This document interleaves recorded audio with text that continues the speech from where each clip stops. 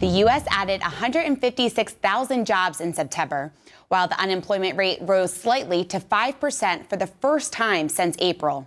Joining me now is U.S. Labor Secretary Thomas Perez. Secretary, it's great to have you back with us this month.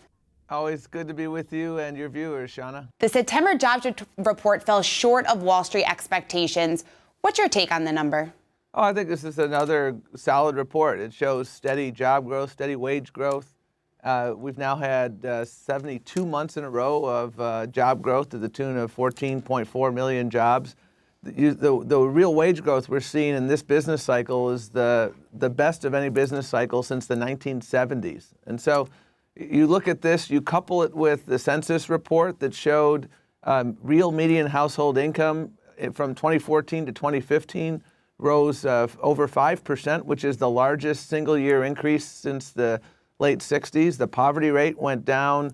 Over 3.5 million people were able to climb out of poverty, which is the largest single drop in the poverty rate since the late 60s.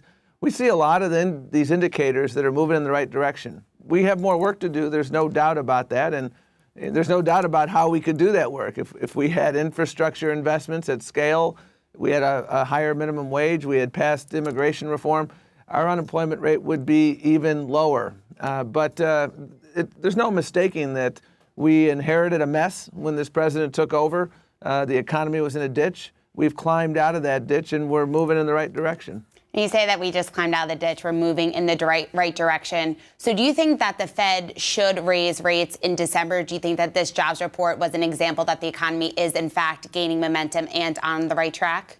Well, I always leave it to the Fed to make those decisions. Here's what we know. You look at the key indicators of what direction the economy is moving in. For instance, first-time claims for unemployment. We've now had 83 weeks in a row under 300,000. And for your viewers, if you want to get a framework, during the depths of the recession, we were over 600,000 a week.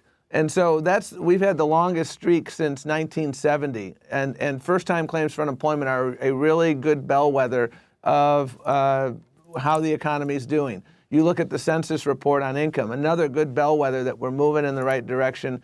You look at job growth, which is a huge issue. And again, you see not only growth in the number of jobs, but you look at last month's report, for instance.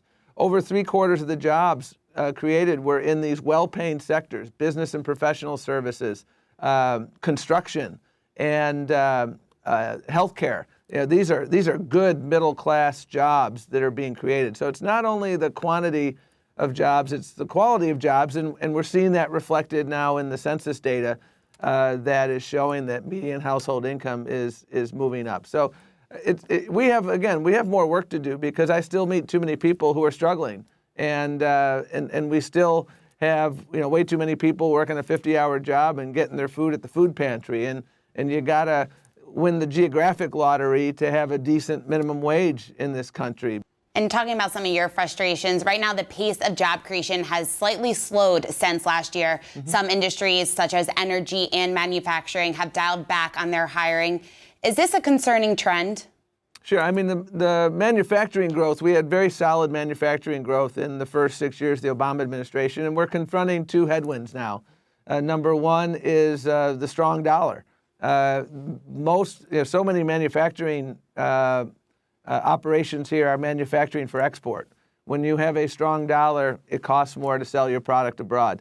And then the global economic headwinds that we're confronting, that makes life that much more challenging as well when you have export-dependent industries such as manufacturing. And when gas is $2 a gallon, that is a net plus for the American consumer, and more people have more money in their pockets because they're not paying what they were paying for gas a couple of years ago. It's undeniable, though, that has an impact on jobs in certain regions of the country. We briefly touched on wages earlier. Gains this month were just about 0.2%. So what do you think needs to be done in order to boost wage growth?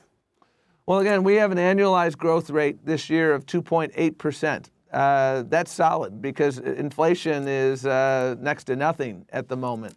And you look at where real wages have grown in this business cycle, and we see the largest growth rate in real wages in this business cycle than any business cycle in the 1970s.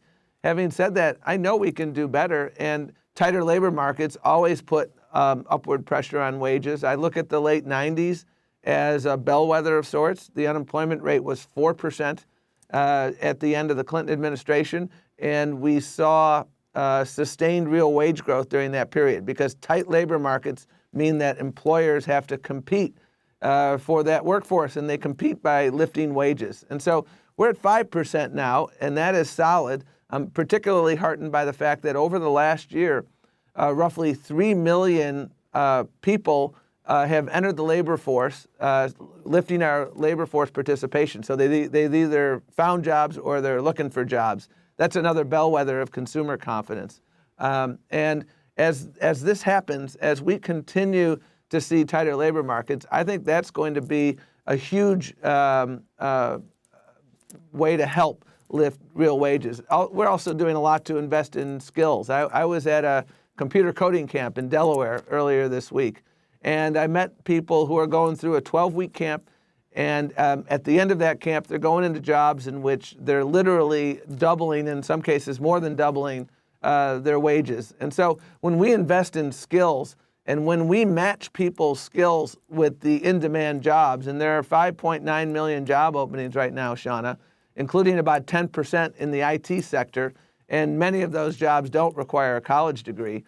There's real opportunity out there. So we're Match.com here at the Department of Labor. We try to match job seekers who want to punch their ticket to the middle class with businesses who want to grow their business, and there are many of them out there.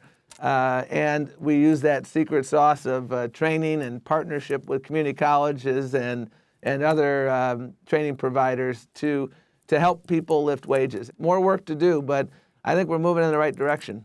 Secretary Perez, thank you so much for joining me today. Always a pleasure to be with you, Seana. And now it's your turn. What are your thoughts on the September jobs report? Let us know what you think in the space below or on the Yahoo Finance Facebook page.